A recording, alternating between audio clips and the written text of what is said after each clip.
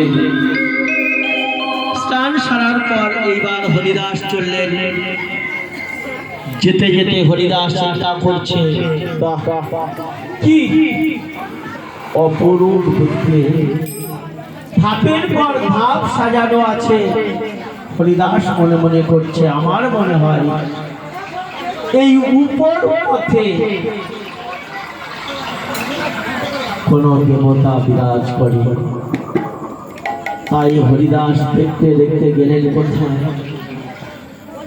হরিদাস দেখতে দেখতে কৈলাস ধামে উঠছে।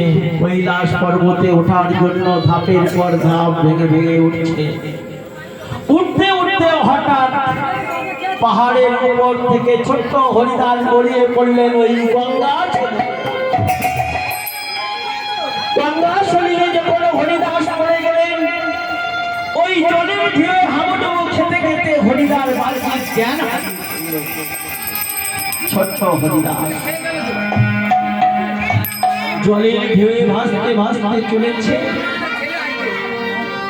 যে ঘাটে সন্দীপ পলিমণি প্রতিনিয়ত স্নান করতেন পরাশর মহামণি, ওই পরাশর মহামণি সেই ঘাটে স্নান করতে আসছে। আর হরিদাসের দেহটা বাবা ওই ঘাটে চলে গিয়ে এক জায়গায় আটকে গেছে। আরে হেন কালে পরাশর কেনে করতে চলে, হেন কালে পরাশর আরে চলে, দুর্ধনি প্রাণ ঘুরবে পরাশর বলে, দুর্ধনি স্নান করবে পরাশর বলে। পরাশর মণি ঘাটে নামছে বাবা, কেমন ভাবে একের পর এক ধীরে ধীরে ভাবনা করে নামছে। এমন সময় ওই মণিপদ কি হলো, ছোট্ট হরিদাসের মুখের উপরে পা পড়ল। প্রতিনিয়ত আমি এই ঘাটে স্নান করি, কোনো দিনের জন্য আমার তো এমন হয় না।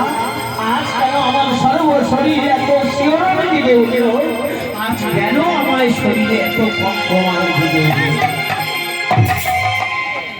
পরাশর মহামণি চিন্তা করছে, তাই তাই আমায় ভালো করে দেখতে হবে, কিসের উপর আমি পদ দিলাম। তাড়াতাড়ি করে